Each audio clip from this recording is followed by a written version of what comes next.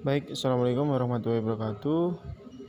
Perkenalkan, nama saya Miftahul Duda, NIM 42 dari kelas penyuluhan pertanian kelas C.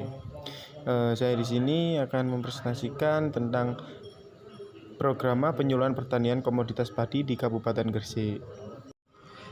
Selanjutnya yaitu langsung saja ke topik pembahasan. Yang pertama yaitu gambaran umum Kabupaten Gresik. Yang kedua, potensi padi di Kabupaten Gresik. Yang ketiga, permasalahan usaha tani padi.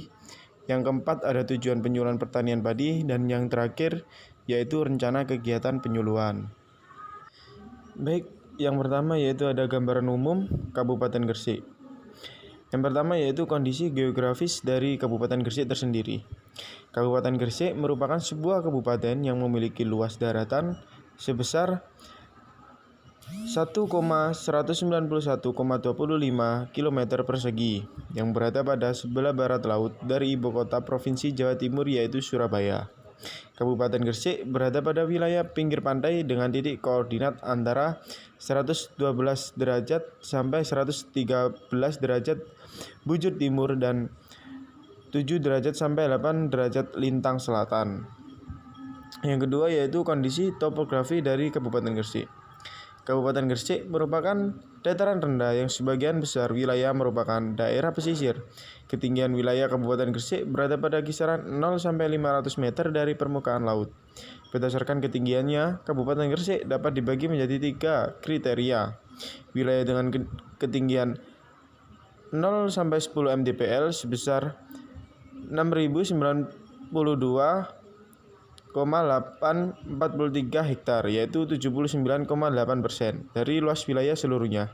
Ketinggian 10 sampai 20 tercatat 618,246,00 hektar, yaitu sebesar 15,54%.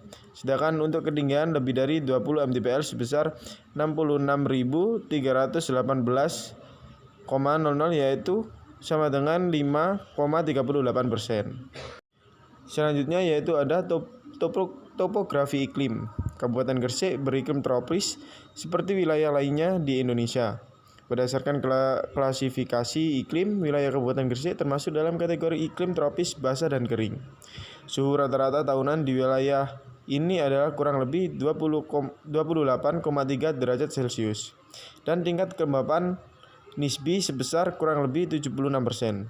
Jumlah curah hujan tahunan di wilayah Gresik adalah 1.200 sampai 1.600 mm per tahun dan dengan jumlah hari hujan berkisar antara 90 sampai 120 hari hujan per tahun. Selanjutnya yaitu mengenai pertanian di Gresik. Luas wilayah Kabupaten Gresik yaitu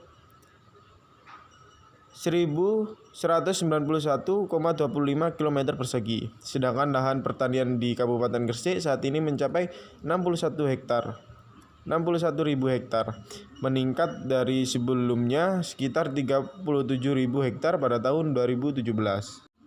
Selanjutnya yaitu ada potensi komoditas padi di Kabupaten Gresik. Potensi padi di Gresik yaitu Kabupaten Gresik masuk ke dalam 5 besar daerah di Indonesia dengan produksi padi tertinggi dan penghargaan Abdi Bakti Tani tahun 2021 di Istana Wapres, Jakarta pada Senin tanggal 13 bulan 9 2021. Gresik menempati posisi kelima setelah Cilacap, Brebes, Ngawi, dan Luwu Timur. Yang kedua yaitu ada produksi padi di Gresik. Pelaksanaan survei KSA untuk komoditas padi mulai diimplementasikan secara nasional pada tahun 2018. Pengamatan segmen dilakukan pada 7 hari terakhir setiap bulan. Estimasi luas panen hasil pengamatan KSA 2019 di Kabupaten Gresik sebesar 61.643,05 hektar. Sementara itu, estimasi produksi padi di Kabupaten Gresik dari Januari hingga Desember 2019 sebesar 367.717,66 ton gabah kering giling. Jika dikonversikan menjadi beras dengan angka konversi GKG ke beras tahun 2018, produksi beras pada tahun 2019 diperkirakan sebesar 211.233,83 ton beras. Selanjutnya yaitu ada teknik usaha tani padi di Kabupaten Gresik. Yang pertama yaitu persiapan media tanam, yang kedua pemilihan bibit, yang ketiga persemaian, yang keempat penanaman, yang kelima perawatan lahan, yang keenam pencegahan hama dan penyakit, dan yang terakhir ada pemanenan. Berikutnya yaitu permasalahan yang terjadi pada usaha tani padi di Kabupaten Gresik. Usaha di sektor pertanian, khususnya usaha tani padi, dihadapkan pada resiko ketidakpastian yang cukup tinggi.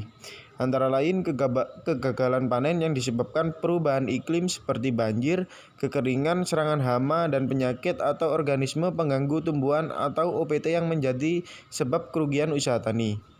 Untuk menghindari dari kegiatan tersebut, pemerintah saat ini memberikan solusi terbaik berupa program asuransi usaha tani padi yang disingkat dengan AUTP, yang diharapkan dapat memberikan perlindungan terhadap resiko ketidakpastian dengan menjamin petani mendapatkan modal kerja untuk berusaha tani dari klaim asuransi. Solusinya yaitu diselenggarakannya AUTP. Tujuannya adalah untuk memberikan perlindungan pada petani jika terjadi gagal panen sebagai akibat resiko banjir, kekeringan, dan serangan organisme pengganggu tumbuhan. Dan untuk mengalihkan kerugian akibat resiko banjir, kekeringan, dan serangan OPT melalui pihak lain yakni pertanggungan asuransi. Sasaran penyelenggaraan AUTP adalah terlindunginya petani dengan memperoleh ganti rugi jika mengalami gagal panen. Berikut ini yaitu ada tujuan kegiatan penyuluhan. Yang pertama, memberi pengetahuan modern kepada petani padi yang ada di Kabupaten Gresik. Yang kedua, mengubah cara berpikir para petani yang lama. Yang ketiga, meningkatkan produktivitas tanaman yang ada di Kabupaten Gresik. Memberi dan mengasah keterampilan kepada para petani yang ada di Kabupaten Gresik. Membimbing dan memotivasi para petani padi yang ada di Kabupaten Gresik. Dan yang terakhir, memberi contoh dan arah-arahan dalam mengatasi masalah yang terjadi pada petani padi di Kabupaten Gresik. Yang terakhir yaitu adalah rencana kegiatan penyuluhan. Penyusunan program penyuluhan bagi berbagai daerah sesuai dengan wilayah kerjanya. Penempatan impact point dan mencari jalan keluarnya. Melakukan kunjungan lapangan, melaksanakan demonstrasi atau pengenalan dan pembinaan kegiatan kelompok tani. Selanjutnya yaitu pengembangan kelompok tani yang agar terciptanya kekuatan ekonomi dan kenaikan strata sosial bagi masyarakat sekitar. Dan yang terakhir, bekerjasama dengan penyuluh pertanian lapangan dan penyuluh pertanian sarjana memecahkan masalah yang dihadapi bersama, yang menyangkut dengan masalah produksi pertanian dapat juga dipecahkan dengan KUD, dinas terkait, kelompok tani dan Bank Rakyat Indonesia unit desa. Dengan adanya penyuluhan ini, petani diharapkan bisa mengubah cara pikir, cara kerja, dan cara hidup sesuai dengan perkembangan zaman, agar para petani ini tidak tertinggal perkembangan teknologi sehingga petani bisa paham. Peran dari penyuluh pertanian lapangan kurang lebih untuk memberikan pengetahuan dan cara-cara baru dalam budidaya tanaman sehingga para petani padi dapat lebih diarahkan dalam usaha taninya, serta peningkatan hasil dan dapat mengatasi kegagalan-kegagalan usaha tani yang sebelumnya. Baik, itu saja yang bisa saya sampaikan. Kurang lebihnya saya mohon maaf yang sebesar-besarnya. Saya akhiri. Wassalamualaikum warahmatullahi wabarakatuh.